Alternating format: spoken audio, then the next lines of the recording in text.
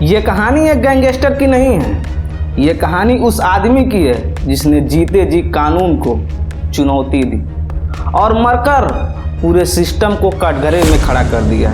राजस्थान में एक वक्त ऐसा भी था जब एक नाम लेने से पहले लोग आवाज़ नहीं सांस धीमी कर लेते थे। नाम था आनंदपाल सिंह। कोई उसे रॉबिन हुड कहता था, कोई खूनी अपराधी, लेकिन सच्चाई ये है कि आनंदपाल सिंह जीते जी सत्ता को और मरकर व्यवस्था को हिला दिया। ये कहानी बंदूक से शुरू नहीं होती, ये कहानी उस चिराग से शुरू होती है जिसने एक आदमी को गैंगस्टर और एक गैंगस्टर को सवाल बना दिया। ये कहानी आनंदपाल सिंह की, वही आनंदपाल जिसे कुछ लोग रॉबिन हुड कहते हैं, जो जातिगत अपमान के खिलाफ खड़ा हुआ, जो सिस्टम से टकराया, और वही आनंदपाल जो दूसरों के लिए सिर्फ खौफ था। हत्या, अपहरण, वसूली और गैंगवार का चेहरा, यह वही आदमी है जिसे आज के दौर का संगठित अपराध का मास्टरमाइंड कहा जाता है, जिसने छोटे मोटे गिरोह को जोड़कर नेटवर्क बनाया, जिसने जेल के भीतर बैठकर अपराध चलाया, जिसने डर को ताकत में बदला। कई लोग कहते हैं जो आज लॉरेंस बिश्नोई कर रहा है उसका अघोषित गॉडफादर आनंदपाल ही था। आज के कई अपराधियों ने यह कला उसी से सीखी है, नेटवर्क, कंट्रोल, सिस्टम को मात देना। लेकिन आनंदपाल की कहानी सिर्फ बंदूक और खून की नहीं, ये कहानी उस आदमी की भी है जो पढ़ाई का शौकीन था, जिसने बीएड किया, जो टीचर बनना चाहता था, जिसके पिता उसकी कदकाठी को देखकर उसे फौज के वर्दी में देखना चाहते थे, जो पंचायत चुनाव में सिर्फ 2 वोट से हारा, राजनीतिक की जगह तलाशता रहा और आखिरकार अपराध की दुनिया में शिखर तक पहुंच गया। वही अनंतपाल है जिसकी मौत ने राजस्थान की सियासत को हिला दिया, सड़कों पर भीड़ उतरी, सरकार को कटघरे में खड़ा किया और अदालत को यह कहने पर मजबूर कर दिया यह सिर्फ एक गैंगस्टर की मौत नहीं थी, पूरे सिस्टम की परीक्षा थी। आनंदपाल की कहानी नायक खलनायक की नहीं, यह उस आदमी की कहानी है जिसने जीते हुए और मरते हुए भी राजस्थान को बेचैन कर दिया। शुरू करने से पहले अगर आपको ऐसी सच्चाई, गहराई वाली ज़मीनी से जुड़ी कहानियाँ पसंद हैं तो हमारे चैनल को सब्सक्राइब करें और कमेंट में अपनी राय ज़रूर बताएं। आनंदपाल की कहानी किसी गली से नहीं शुरू होती है, किसी धमाके से नहीं होती है, किसी एनकाउंटर से भी नहीं होती है। इसकी शुरुआत होती है उस सामाजिक ज़मीन से जहां बराबरी कागज़ों में लिखी जाती है लेकिन असल ज़िंदगी में तोली जाती है। यह ज़मीन राजस्थान की नागौर ज़िले की है, जहां खेल, जात, रिश्तों की पहचान अलग अलग नहीं चलते हैं। 31 मई 1975 इसी इलाके में जन्म हुआ आनंदपाल सिंह का। परिवार साधारण किसान परिवार था, ना कोई आपराधिक पृष्ठभूमि, ना कोई पुराना झगड़ा। घर का माहौल अनुशासन वाला। पिता हुकुम सिंह पुराने जमाने के आदमी थे जिनके लिए सरकारी नौकरी सिर्फ रोजगार नहीं बल्कि सम्मान और सुरक्षा थी। उनका सपना था कि बेटा फौज में जाए, वर्दी पहने, देश की सेवा करे और समाज में सिर उठाकर चले। आनंदपाल पढ़ाई में औसत से बेहतर था, कोई असाधारण मेधावी नहीं लेकिन पढ़ाई से भागने वाला भी नहीं। उसने 12वीं पास की, फिर बीएड किया। उस दौर में ग्रामीण राजस्थान में आसान बात नहीं थी। अंग्रेजी आसानी से समझ लेता और बोल लेता, खुद को आसपास के युवकों से अलग महसूस करता था। टीचर बनना उसके लिए सिर्फ नौकरी नहीं, पहचान का रास्ता था। लेकिन यहाँ एक फर्क था, परिवार स्थिर जीवन चाहता था और आनंदपाल दबदबा, प्रभाव वाला पहचान चाहता था। उसे सिर्फ सुरक्षित नहीं रहना था, उसे दिखाना था, उसे सुना जाना था, माना जाना था। और यही बेचैनी धीरे धीरे उसके भीतर जमा होती गई। उसने राजनीति की तरफ पहला कदम रखा। ग्रामीण राजस्थान में पंचायत चुनाव सिर्फ प्रशासनिक प्रक्रिया नहीं होती, वो ताकत दिखाने का मंच होते हैं। आनंदपाल ने पंचायत समिति का चुनाव लड़ा और जीत गया और यही उसकी सार्वजनिक जीत थी।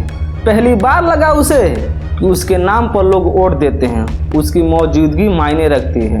इसके बाद उसने प्रधान पद का चुनाव लड़ा। नतीजा आया, सिर्फ 2 वोटों से हार। राजनीति में यह तकनीकी अंतर हो सकता है, लेकिन आनंद पाल के लिए यह एक कड़वा सबक था।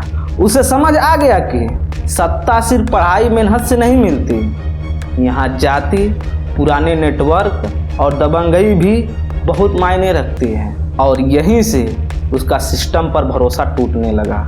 और इसी टूटे भरोसे के नीचे एक पुराना जख्म था। 1992 में शादी के दौरान बिंदोरी निकालने को लेकर जातिगत आपत्ति उठी। उसे घोड़े पर बैठने से रोका गया।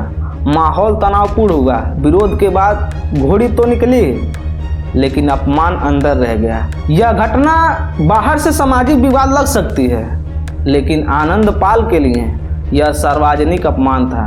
उस दिन उसने समझा, बराबरी कानून से नहीं मिलती, बराबरी ताकत से मिलती है।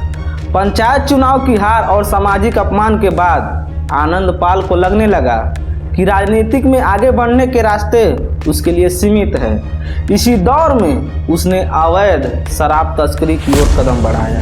यह फैसला अचानक नहीं था। ग्रामीण राजस्थान में शराब तस्करी पैसे और प्रभाव दोनों का जरिया रही है। शुरुआत छोटे स्तर से हुई, लेकिन आनंद पाल तेज सीखता।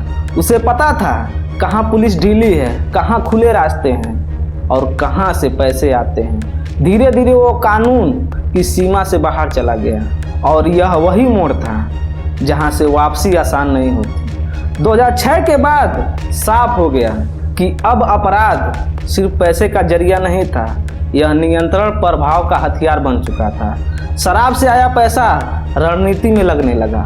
युवकों की भर्ती, हथियार, इलाकों की निगरानी। आनंद पाल खुद सामने कम आता, लेकिन उसका नाम हर जगह होता। उसने समझ लिया था अपराध में दिखना नहीं, दिखाया जाना ज़्यादा ताकतवर होता है। उसने गैंग को परतों में बनाया, छोटे गिरोह, अलग जिम्मेदारियां, ऊपर एक आदेश।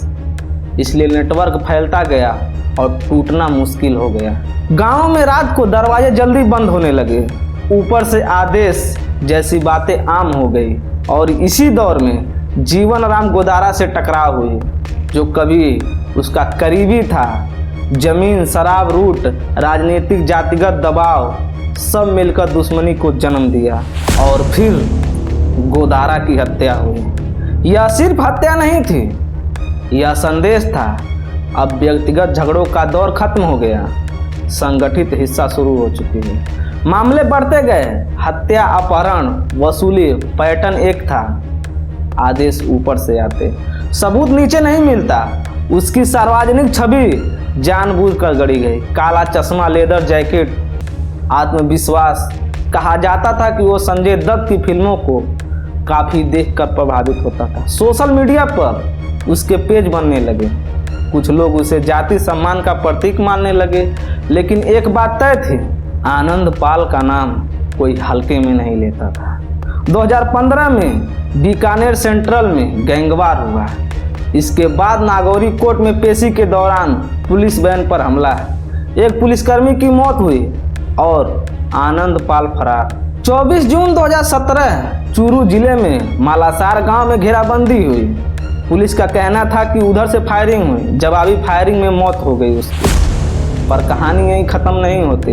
परिवार ने 100 लेने से इनकार कर दिया। सड़कों पर भीड़ उतरी, मामला अदालत तक पहुंचा और आखिरकार 24 जुलाई 2024 सीबीआई कोर्ट का आदेश आया। यह एनकाउंटर नहीं, हत्या का मामला है और यह अंत नहीं, सवाल था। आनंद पाल अपराधी था, यह रिकॉर्ड पर है। लेकिन उसकी मौत के बाद जो हुआ, उसने पूरे सिस्टम को कटघरे में लाकर खड़ा कर दिया। आज भी राजस्थान में कुछ लोग उसे हीरो मानते हैं, कुछ लोग उसके मरने के बाद राहत की सांस लेते हैं। अगर वो जिंदा होता तो कुछ के नाम सामने आते। कुछ राज दबे रह गए, क्योंकि कभी कभी एक आदमी की कहानी उसके मरने के बाद ज़्यादा जिंदा होती है। और आनंद पाल की कहानी भी अब कब्र से आगे चल रही है। अगर ये कहानी आपको पसंद आई हो तो वीडियो को शेयर करें और वीडियो को लाइक और चैनल को सब्सक्राइब जरूर करें। जय हिंद।